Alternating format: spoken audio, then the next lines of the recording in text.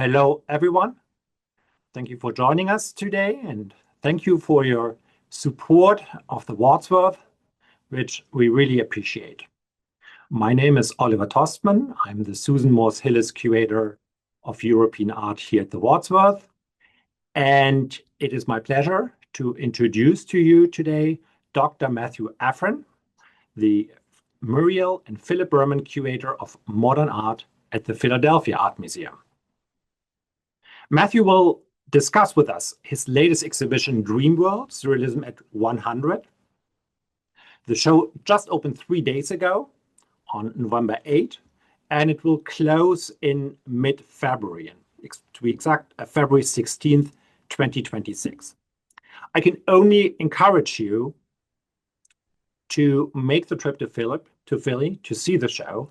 Dreamworld celebrates the centenary of Surrealism, and it's a massive undertaking. It has been traveling through various European cities, from Brussels to Paris to Madrid and to Hamburg. But this is the final and only American stop. It's bringing together a huge groups of wonderful and truly iconic works, and much more than the previous iterations. It will highlight Surrealism's impact on America. Because of its significance, that is to say, the Wadsworth, decided to support Dreamworld, and we are lending Max Ernst's Europe After the Rain 2, as well as André Masson's Germination. Before we turn to the exhibition, I would like to highlight a few achievements from our speaker's biography. After studying at Brown and Yale University, Matthew started his career as assistant professor at Grinnell College. In 1996, he switched to the University of Virginia, where he worked first in the Department of Art. Since 2008, at the university's art museum, the Fralin. Eventually, in 2013, the Philadelphia Art Museum appointed Matthew to become its curator of modern art. During his long career, Matthew published extensively and curated numerous memorable exhibitions.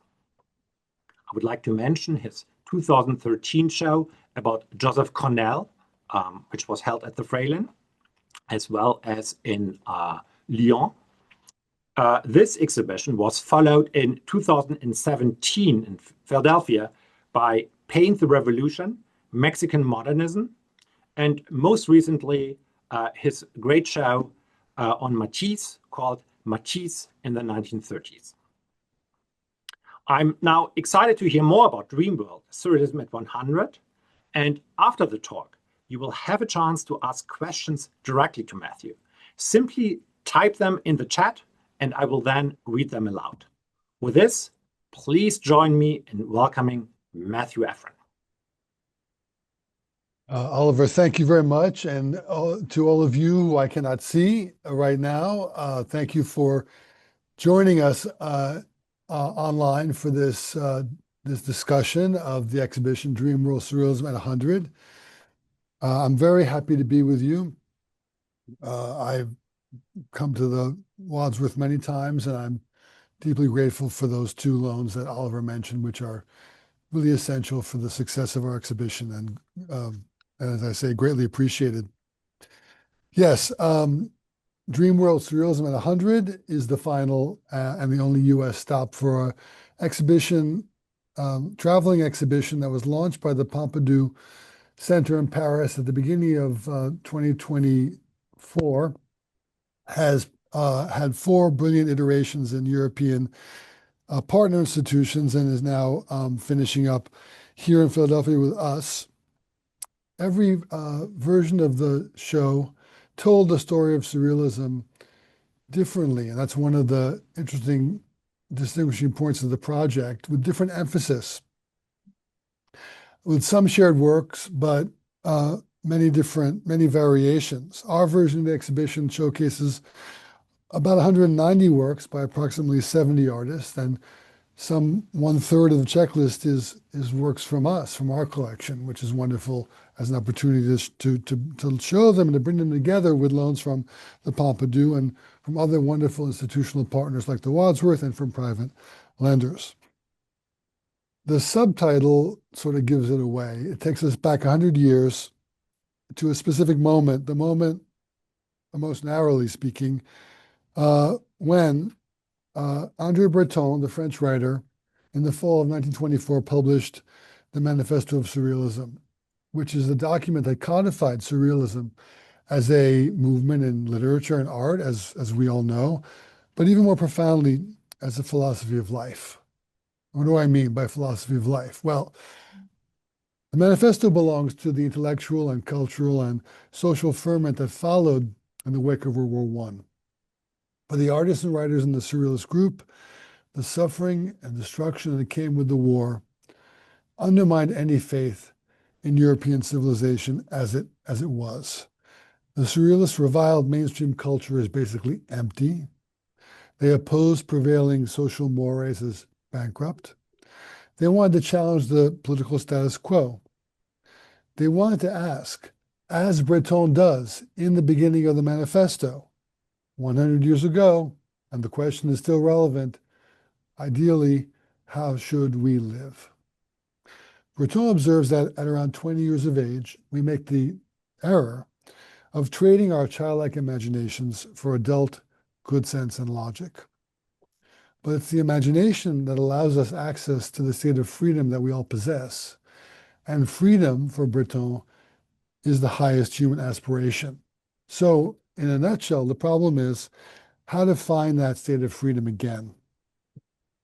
Breton was interested in a new method of poetry. He called it automatic writing, comparable to spoken free association, done spontaneously and as far as possible without conscious intention.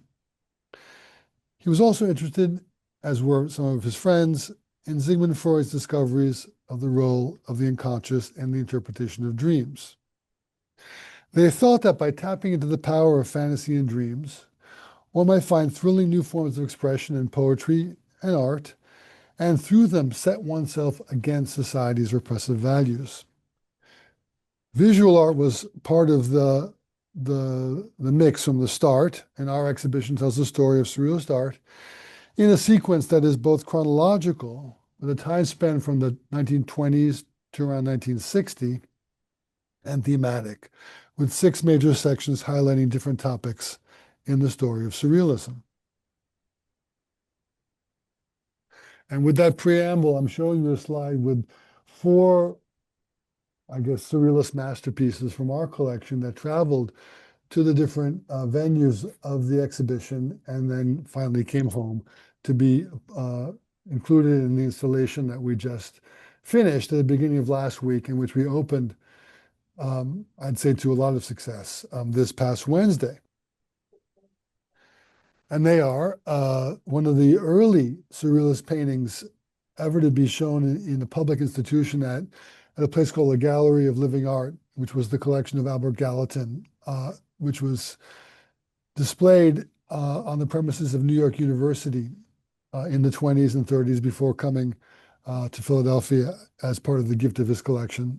That's on the left, Dog Barking at the Moon. Then Yves Tanguy's Black Landscape from 1926. Salvador Dali's Soft Construction with Boiled Beans from 10 years later. I'll mention that again.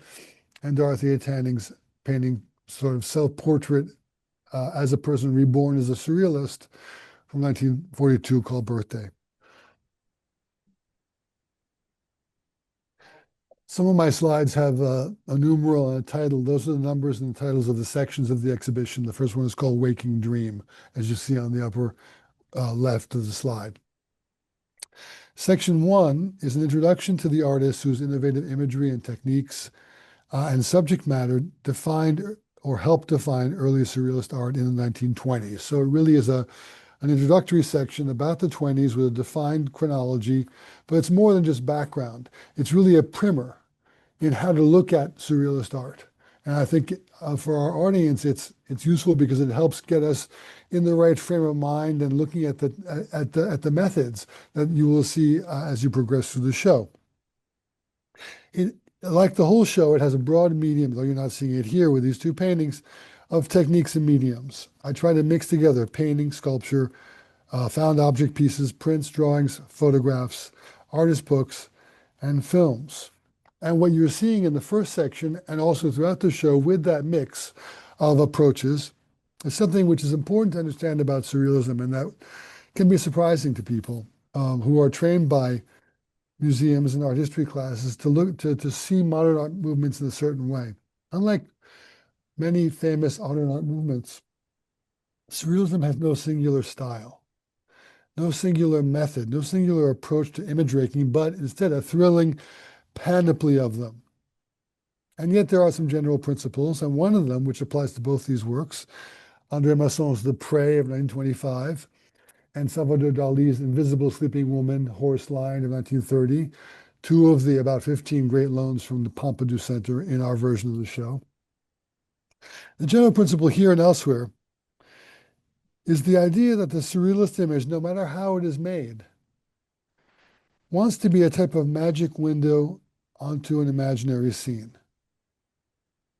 Which is to say that surrealist art, no matter how it's made, tends to replace the idea of the image as a kind of mimesis, that is, as a kind of relatively direct or straightforward representation of the tangible world as it is, with a different idea. Surrealist paintings, drawings, even photographs and films do not want to be representations of the ordinary world. They want to replace that idea of picture making with the concept of the image as a picture of dreams, as hallucinations, or as visions coming from the mind's eye. So take, for example, The Prey by Masson on the left. Comes close to the beginning of the first section. It brings forth a fragmentary, open-ended, visceral, piecemeal image of a nude figure in a fluctuating space. And you see fragments of body parts that help you figure that out. But the remarkable feature of the painting is the tangled, swooping line work, which has something in common with a graphic process that Masson invented around this time too, or came to, and a version of which some of his friends also came to, which he called automatic drawing. Masson described that as an aimless type of graphic notation. You start by scribbling without conscious intention, quickly, spontaneously, so that the hand outpaces the intentional part of the mind. You find that signs for things begin to emerge almost on their own or automatically. Things that can be interpreted, like body parts in a state of flux or ambiguity. And this painting on the left is sort of a version of that kind of drawing, but in the more cumbersome medium of painting. Masson and many of his counterparts saw the process of creation as starting with a clearing of the mind, so that the pencil or the brush might record what was bubbling up from the unconscious. And the point of this unrestrained technique, and of all the techniques that you see in the exhibition, was to increase the factor of spontaneity or chance or surprise and emotional authenticity. Many of the techniques in the first section, I'm only showing you two paintings here, involve one version or another of applied automatism. That is, the idea that it's a technique which causes some image to begin to surface without your volition, therefore automatically, so that in a second stage, you, the artist, can finish the work. And that's one of the big lessons of section one. I'd say the same thing applies in the painting by Dali on the right, even though it looks quite different in a sense, because unlike Masson's painting, you have what? Light, shadow, perspective, deep space. You have the elements of a more concrete kind of representation, and yet the painting undoes that, undoes all that. It depicts a deep landscape with various figures, objects, and bits of architecture or sculpture, as you can see. Dali uses light and shadow to make everything seem solid and three-dimensional, but the central figure is puzzling because it is actually multiple images superimposed in a single configuration. And it's not easy to, it would take too long to piece it out, but if you can see the image of a supine nude with her hands thrown behind her head and her hair trailing behind, you start to get the idea. You've got a nude, supine, which is also a lion with a head enclosed in a quadrilateral that seems to lie on the ground, and its paw resting on a blue sphere, and facing left, a horse. You even have little human figures merging with the central horizontal element, which is also a boat. Dali had a term for this technique. He called it paranoiac painting, after the psychic disorder of paranoia, which involves a person projecting obsessive and irrational beliefs, like the multiple image of the woman, horse, and lion, outward towards the external world. He wanted his work to seem more active, systematic, and concrete than maybe Masson's on the left does, but to do the same job, which is to open a window beyond the limits of ordinary understanding and ordinary picture making.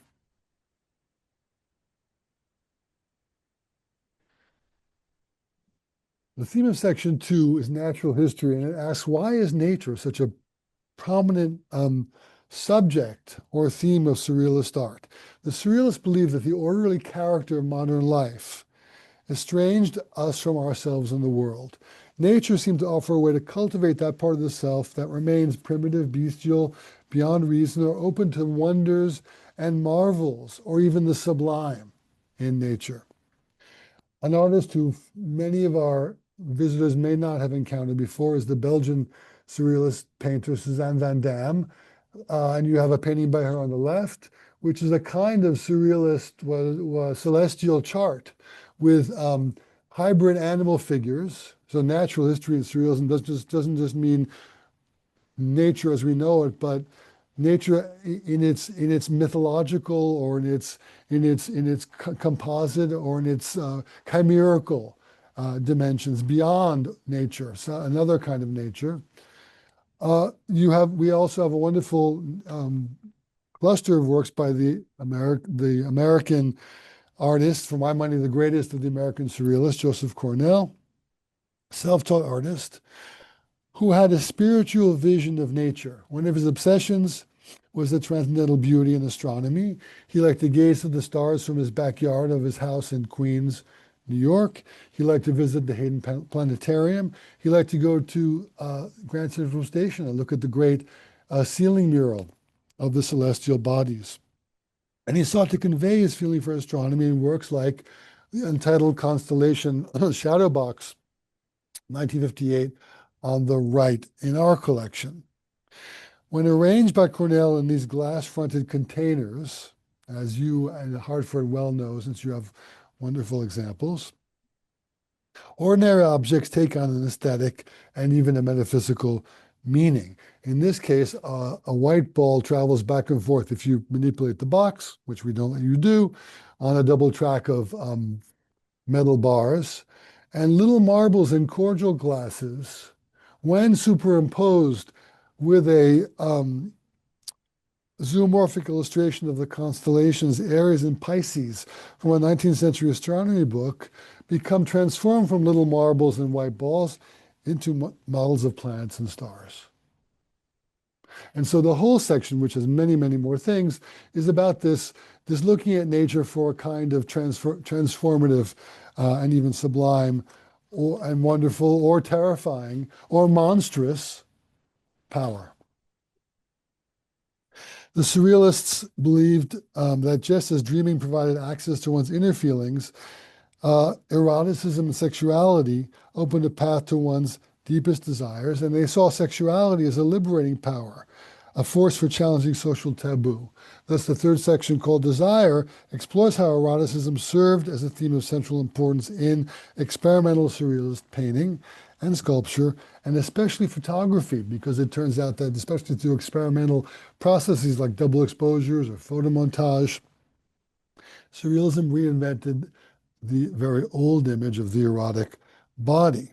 On the left, you have 2 pages from a photo book by the photographer Man Ray and the poet Paul Eluard, which contains 5 lyrical love poems, very romantic kind of love poetry, to Noosh Eluard, the wife of the poet and the professional artist model whose figure is depicted in the photographs by Man Ray on the left. Both the poems and the photographs describe her allure as beyond everyday reality. This is the kind of work that elevates the idea of woman to a kind of higher power, and certainly in terms of male desire. But in Surrealism, you have many sort of constructions of desire, and you have women artists who take up the power of the nude and deploy it in their own terms. They claim space in Surrealism, women artists, and this is one of the sub-themes of the exhibition. Noosh Eluard, for example, the model in the book on the left, and the subject of, in a sense, of the poetry, was herself the author of photo collages. And the example on the right is one of her works. Many of them depict nude female figures. This one shows a kind of surrealist femme fatale with long hair holding a skull. So the alluring and dangerous woman of literature and art. When Noosh Eluard superimposed the cutout image of the woman with an image taken from a book of popular astronomy showing two views of the planet Saturn, you suddenly have a surrealist femme fatale projected into a surrealist beyond, for example.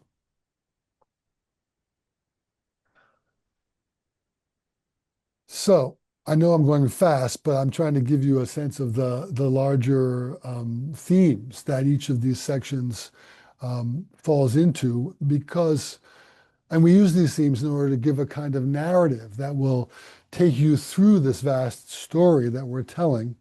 The fourth section, unlike the second and third on nature and eroticism, which have wide chronological spans, the fourth section narrows the time span once again to one decade, the 1930s, and is centered on works which are not about the personal or even about the lyrical responses to, say, natural phenomena, as you saw in the previous two, but really are about the surrealist response to matters of public concern. And here we have the first of the tremendous loans from the Wadsworth, which Oliver referred to before, Europe After the Rain 2, which I'm showing you together with one of the other absolute masterpieces by Max Ernst in this section of the exhibition, which is called The Fireside Angel, subtitled Triumph of Surrealism, also by Ernst, 1937. Sorry, I dropped the date. And in the way this section borrows shamelessly from Oliver's great exhibition on monsters and myths of some years ago, and I admit that with no problem, because I admired that project. Surrealism began in literature and art, but its perspective extended to society and politics. The Surrealists' early manifestos were not only about the unconscious and dreams, but they were about society and about revolution. And there was always a political undercurrent running through Surrealism, and sometimes directly in the work in certain works, and sometimes more indirectly. Section 4, Premonition of War, borrows its title from the subtitle of a great painting and art construction by Dali called Soft Construction with Boiled Beans, Premonition of Civil War, painted by him in 1936, a harrowing allegory through the figure of a monster ripping itself to shreds of a nation divided within itself. That is Spain at the time of its civil war. In other words, it's both a depiction of the impulse of self-destruction, which is one of Dali's themes, and a kind of allegory of what was going on in the real world in front of him and in front of all of the surrealists. What happened when surrealist artists responded to socio-political reality in the 30s, specifically the conflicts that engulfed Europe in that decade, from the Spanish Civil War to the outbreak of World War II in 1939. The Spanish Civil War, widely considered at the time as a struggle between fascism and anti-fascism, as the war itself would be when it came. So monsters roam the imagination from the first, and you see monsters in some of the hybrid figures in section 1 of the exhibition, and certainly in the second section, which is about natural history or unnatural history in a surrealist frame. The monster stood for the unreasoned part of the self that surrealism wanted to bring forth. So the monster is a good thing in surrealism. But in the 30s, and this is something I only really had to grapple with as I was trying to pull this section together, surrealist monsters take on a second meaning, and that is as symbols of evil in the world. Like the galumphing satanic beast, satanic because of the cloven hoof of the foot planted at the bottom and in the picture on the left, the galumphing satanic beast and the ironically titled The Triumph of Surrealism. This was not about a triumph. This was about saying that no matter what surrealism does, now there's something which is far more surreal in a sense, and that is the repression of authoritarian politics in Europe at the time. The section of this section culminates with yet another great works of Ernst, this crucial painting, Europe After the Rain 2, a painting you know well. Ernst established it by means of decalcomania, a new experimental technique in the 1930s in the Surrealist arsenal. And we do try to keep, as you go through the exhibition, focusing you on the emergence of experimental techniques in surrealism, to make the point that not only is surrealism not a narrow thing stylistically or technically, but part of its longevity is that it was able to bring on new artists and new techniques and new ways of working. And that, I think, is what kept it fresh and relevant for the decade that it was. Anyway, he uses decalcomania to form the basis of the apocalyptic landscape populated by mythological figures and monsters that you see here, which of course was a form of lament over the destruction that was coming to Europe. But this painting also marked Ernst's escape from Europe, as you know, since he fled to the US in 1941 and finished the painting there in the next year. So it's a transatlantic painting. And it serves an important purpose, which is to set the stage for what comes next in the exhibition. I think Oliver mentioned it at the beginning. Each version of this 5-venue traveling exhibition celebrating the centennial of surrealism was different, or told the story differently. It's remarkable, actually. This exhibition was not planned centrally. You know, the curators and the different partner institutions spoke to each other, of course. There were some works that traveled from museum to museum, like the 4 on the slide that I began with. And that was a great sort of example of institutional collaboration that we were able to accomplish. And I don't think that we would have managed all the great sharing of works without the collaboration. And we have about 15 works, I think, as I said, from the Pompidou as part of that, the side of that. But each version was quite different. So, for example, in the previous venue in Hamburg at the Kunsthalle, the focus was on the legacy of German Romantic painting for surrealism. In Brussels, it was Belgian symbolism, 19th century Belgian symbolism and its importance for surrealism. In Madrid, at the MAPRE Foundation, we got a real treat, which is what we got to focus not only on the great Spanish surrealists whom we know well, like Muriel and Dali, or Oscar Dominguez, all of whom came to France, but there were other wonderful figures, Spanish artists who remained in Spain and reacted to surrealism and have never been showcased, as far as I know, in the way that they were in the Madrid version of the show.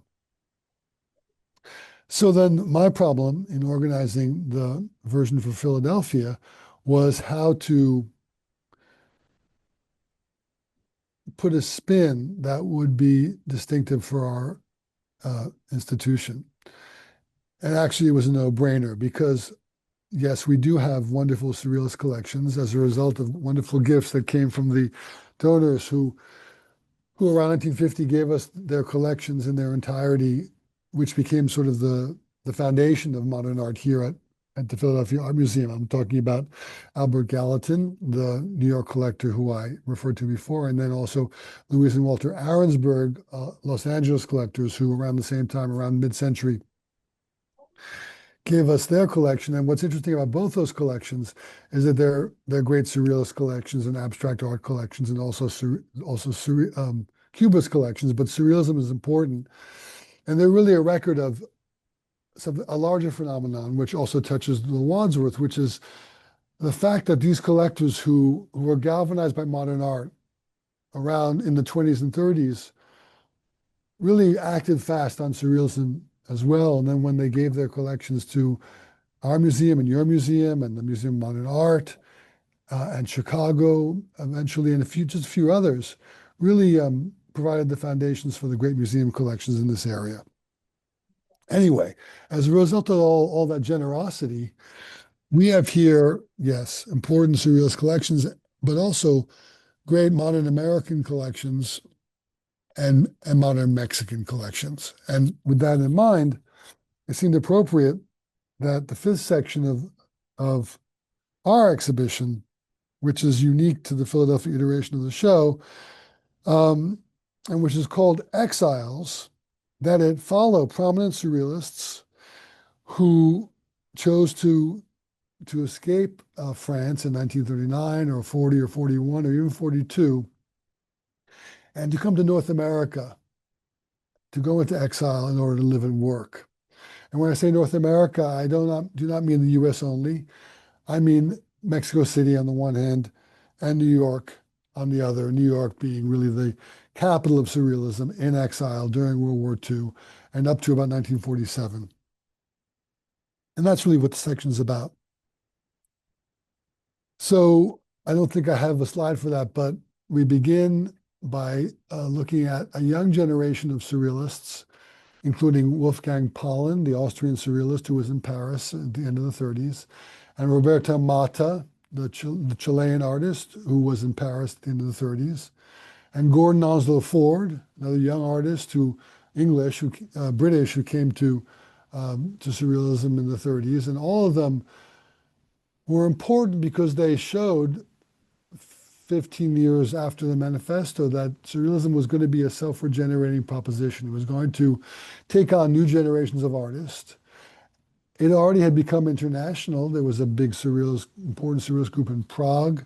There was a surrealist group in Tokyo, right? So why was surrealism so successful in terms of its longevity and its reach? Because it internationalized, and because it was not just limited to Paris, but really branched out very quickly.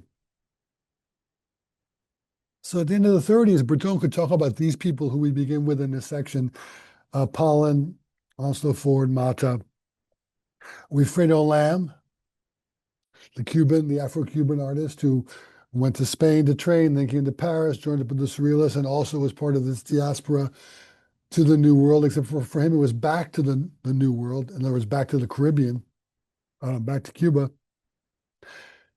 And I would say after you come to Philadelphia to see Surrealism, Dreamworld, Surrealism in the 100, yes, go to MoMA and see the Lamb exhibition that opened the day after our show started. That's a great combination and a great trip to take for someone from Connecticut. Anyway, after beginning with these artists who seemed in 1938, 39 as a great sign of the self-regenerating properties of surrealism with the new generation, they were all in this wave of artists who left and came to Mexico City, New York City, or both in the 40s. And so we have a section of, sorry, I'm stalling here because I want to tell you a little bit more about this section, and I'll get to the slides. We have one great wall of artists who were either exiles in Mexico or who were Mexicans who were seen to be working on the surrealist wavelength.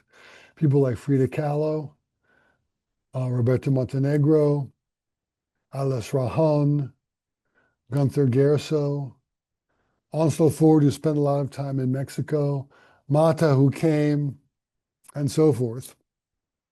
And then we go, still within the section, to New York and see how an artist like Masson, who was one of the exiles, who comes to Connecticut, who works here during that period, how his work impacted young artists. So you have on the left the second great loan from the Wadsworth, the wonderful painting called Germination by Masson, dated 1942. His art, for a long time, was animated by the idea that nature can serve as a kind of stupendous generative principle for art. In other words, nature is full of vitality. In painting nature, you can harness that in a kind of metamorphic, brilliantly colored, semi-abstract, and yet figurative kind of image. This painting could have been in section 2 of the exhibition on why nature's wonders are so central to the surrealist iconography, but also technical arsenal. But it works beautifully here to show that vision of nature, that, to use a fancy artistry term, that biomorphism, that looking at the essential forms of nature can bring us to the essence of a kind of experience that's worth laying down on a canvas. That had a big impact on younger artists. And so I have this wonderful wall where we pair this painting by Masson with 3 works by an American artist who was young in the early 40s, who many will not know, named Jerome Komrowski. He was part of the circle in New York that also included Mata and the young Jackson Pollock and others. And they got together in Mata's studio and tried out some of the semi-spontaneous automatic techniques that the Surrealists had launched in the 20s and which were still vital and changing 20 years later. And so what you have on the right is a wonderful drawing by Komrowski, again, part of this circle, entitled Cosmography of the Inner World. I mean, it's hard to find a more surrealist title than Cosmography of the Inner World. And then if we could read all the inscriptions, it just goes on. It's almost like a poem written on this drawing. It encapsulates the same idea. And I thought it's so strong on the wall alongside the Masson. Nature as a source of growth and transformation, which is a kind of perennial surrealist topic, because nature here is not just tangible nature, but it's also inner nature. It's also the mind, right, being expressed. And we have here in this section of the exhibition works by Mark Rothko and Adolf Gottlieb and Pollock and Arshil Gorky and another wonderful Lamb, really making, not just alluding to, but really demonstrating the way in which surrealist imagery and technique sparked for artists who were in the U.S. and shows, rather than just tells, that how surrealist ideas made their mark in New York, among other things, for a generation of artists who, and this is another story, as you know, would in the 50s take those discoveries that they got from the surrealists and then transform them yet again and create what we would call abstract expressionist painting in America. But that's another story. All right. All good stories must come to an end. The ends of exhibitions are frequently hard to do, as Oliver knows well, as I have always encountered in doing my exhibitions. My problem for the section 6 was how to bring all this together and how to terminate it, how to close it off. A strong interest in the mythical and the magical and the alchemical and the supernatural runs through surrealism from the beginning. The surrealists were interested in Freud, but they were also interested in seances and in mediumistic activities and in the supernatural. I'm not saying they took it 100% seriously, but they took the idea of speaking with the spirit world seriously, because the spirit world became another kind of metaphor for the subconscious. In other words, that part of ourselves which is beyond explanation and beyond the confines of ordinary life, and which can take us to a place of the imagination that can be beneficial. So it was a longstanding interest, but it deepened in the 40s, both to reinvigorate surrealism, really to prove that surrealism was still standing and could even develop further, after World War II. And in order also to make the case that myth and magic could be beneficial for helping to really heal a war-torn world. The Surrealists embraced magic, that is the controlling of supernatural forces through spells. They embraced alchemy, the ancient idea of transforming base metals into valuable ones through magical processes, also a metaphor for the spiritual transformation of the soul. They embraced esoteric religious traditions. They looked to myth as a storehouse of extraordinary symbols and stories. Symbols and stories that could help us answer the questions that ordinary methods cannot answer. Who are we? Why are we here? Where are we going? What's our future? How can we? How should we live? Right. The basic story of the question of the manifesto become very important in the 40s and 50s. And the final section of the exhibition called Magic Art, which is taken from a book by Breton, written in the post-war period, where he traces the history of magic in art from antiquity, from Egypt and Greece, all the way to modern art and to surrealism. We explore, on the one hand, the imagery of demons and witches and magicians in surrealist art in the 40s and 50s. Often these are coded portraits or self-portraits of surrealists. We evoke the first large-scale exhibition of surrealism after World War II, an international surrealist exhibition staged in atmospherically designed rooms by the designer Frederick Kiesler in a Paris art gallery in 1947, whose main theme was magic, which drew on occult themes and took visitors on a journey of spiritual enlightenment. Breton explained that exhibition as an effort to both prove the continuing vitality of the surrealist movement and to renew its fundamental purpose, reshaping human consciousness in favor of freedom. And I'm very proud to say that we have a cluster of 7 or 8 or 9 works, all of which were in that exhibition, and which we used to evoke it, along with the atmospherically dark scenography of this section. And we conclude the conclusion with a room of works by Leonard Carrington and Remedios Varo. Working as emigres in Mexico, Carrington from England and Varo from Spain, in the post-war period, and focused on magic, the occult, and alchemy to seek out spiritual wholeness and imagine a more humane and just existence.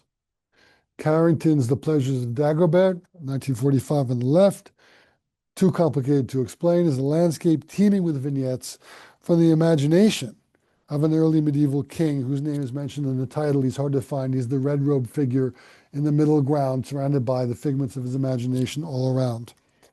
It's painted in egg tempera, an adaptation of the technique of panel painting in European medieval art. Many people have said to me, this is a kind of a version of the painting of Hieronymus Bosch. And it is a kind of Boschian painting because there's a kind of medievalism in this art which is modernized to throw a supernatural atmosphere over things. It makes that technique, that brilliant egg tempera technique, makes those fantastic visions that are being described vivid with sharp realism, minute detail, and luminous color. Also in the section is this wonderful work on the right, Icon by Varo, which in its own way exemplifies this question of the pursuit of the spiritual in art, in surrealist art after the war. It's constructed like a cupboard with hinged doors. In other words, like a Byzantine icon case. But the image inside is not a representation of Christ or of the Virgin or of a saint. What it shows is a fantastical machine for a spiritual discovery being carried up towards the cosmos on these 2 pulleys, which are thrown over 2 half moons. In other words, it's a surrealist machine for spiritual enlightenment. And that's why this painting so much wraps up the theme of the last section, which we use to wrap up the theme of the whole exhibition.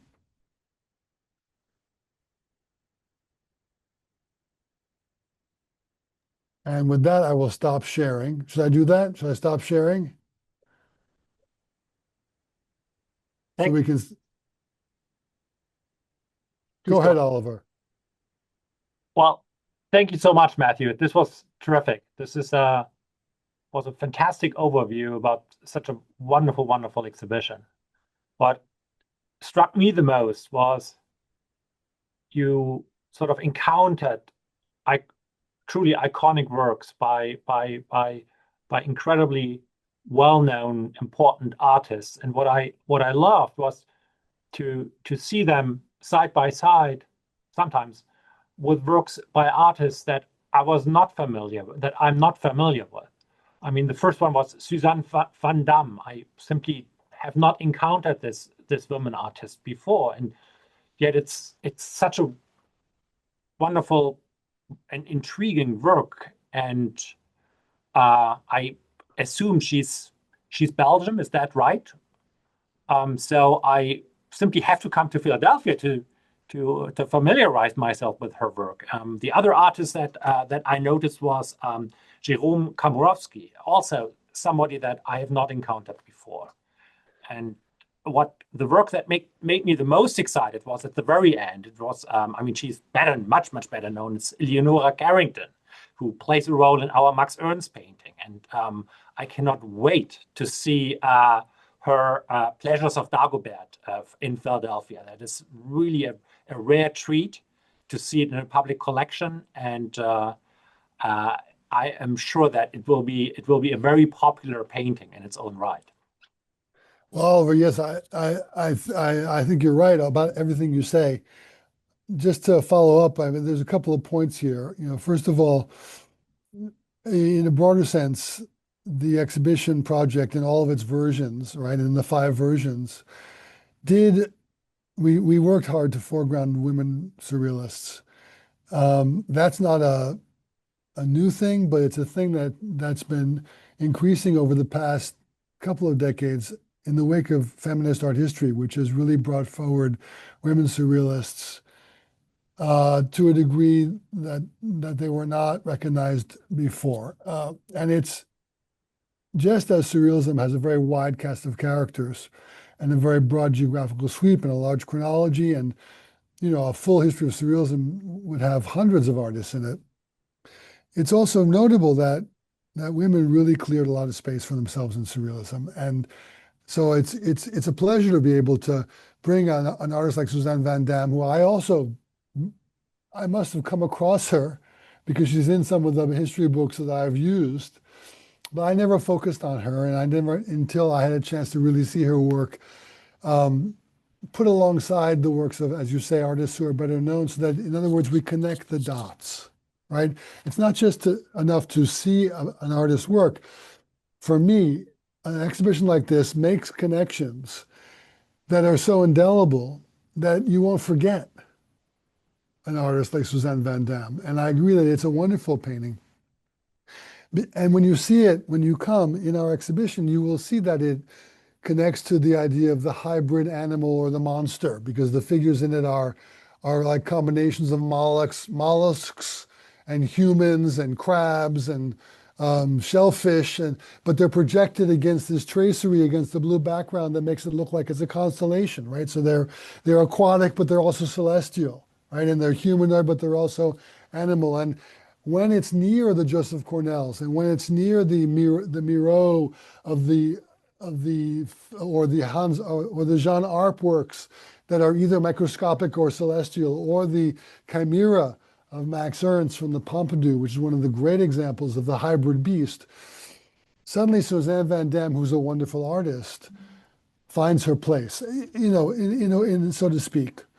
And the same for Komorowski, who Komorowski's story is that he was in the circle of Pollock and Gorky and others, and then he went to Ann Arbor, Michigan, to teach. And he was an important figure there regionally, but it was not in the books that I read when I was a student learning about modern American art and modern American surrealism. And the work that we have on the wall next to the Masson is really strong. And I think that people will be very intrigued when they see Germination next to Cosmography of the Inner World. So I'm very happy with that aspect of it. I'm sorry I've gone on too long. I'm hoping that somebody else has a question we can follow up with. Thank you, Matthew. Maybe I'm just now reading our our questions here. The first question is asked by Doris, who asks, "Is there anything in the show by Merritt Oppenheim?"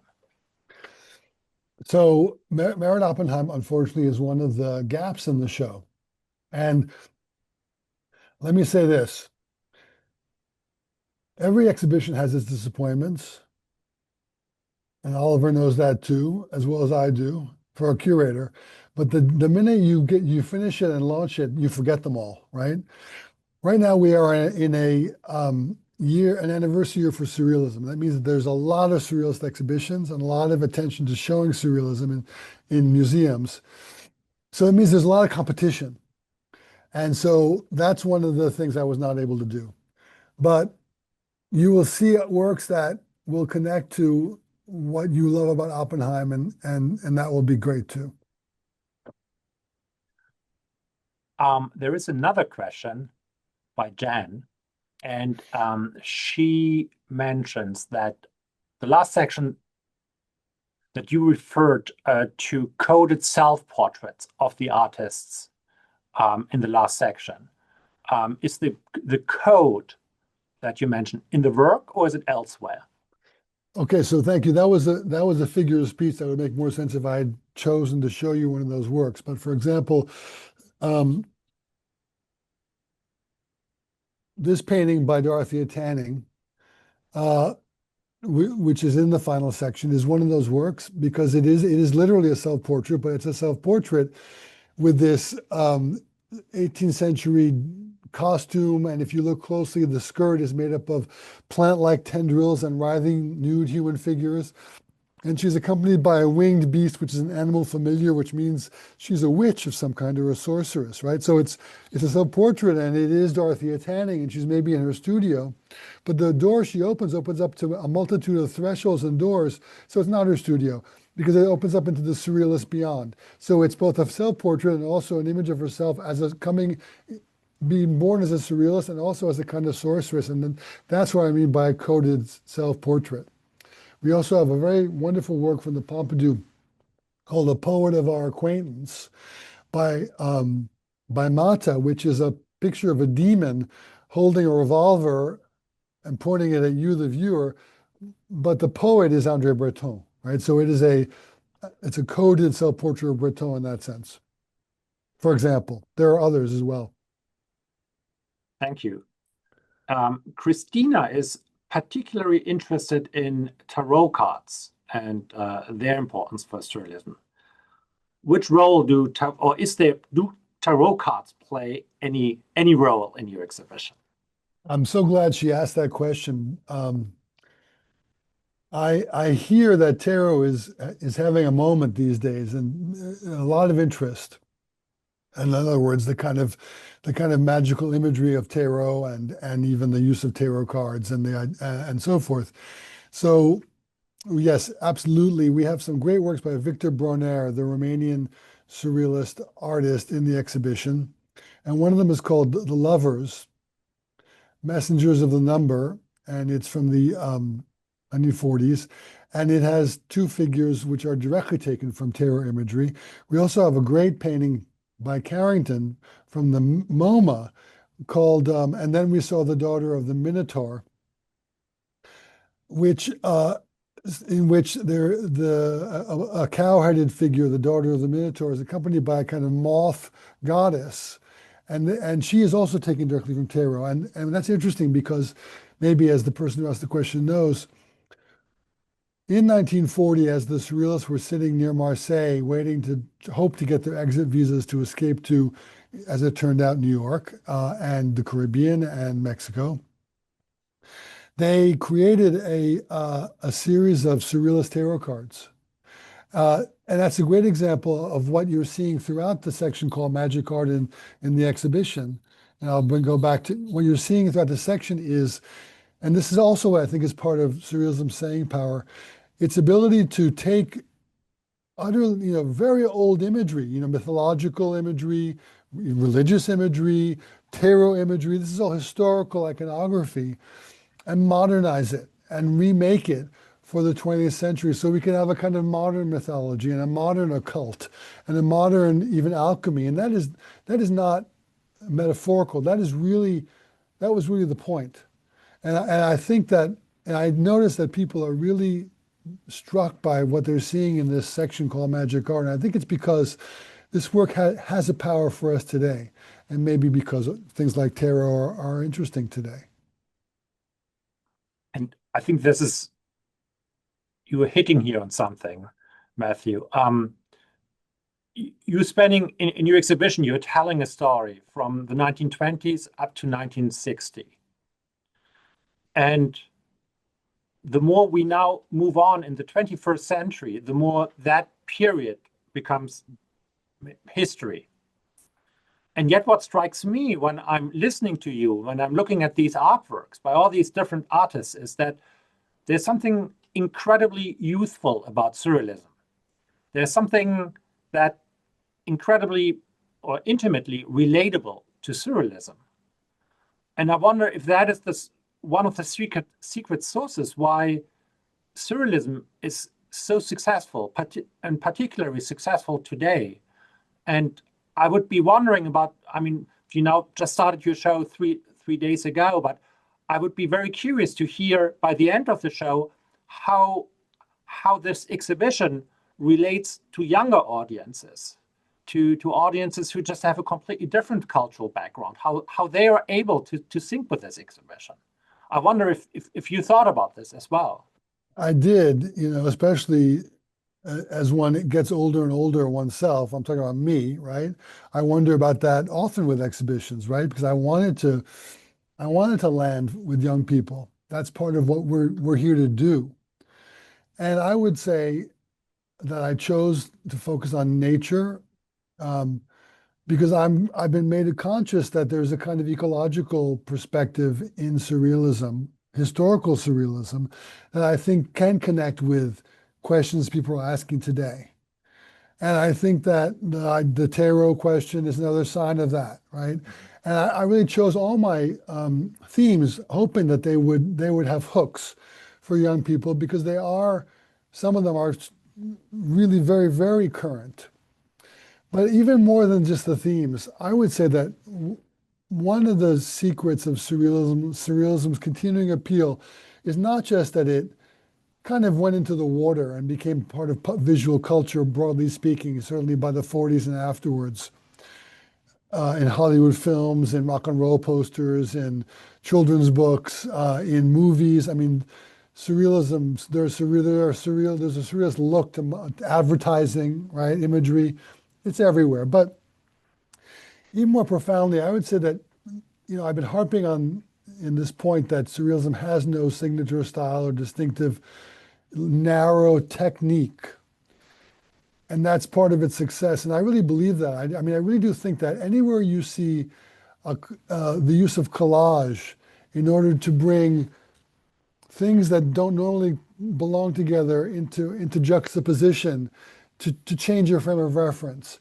Anywhere you see a spontaneous drawing technique or a parlor game or any of the surrealist techniques that you will see when you come to see the exhibition, they're everywhere in contemporary art. And when they are used for in order to make you stop and marvel, well, that's surrealism coming through in contemporary art. And trust me, it's everywhere.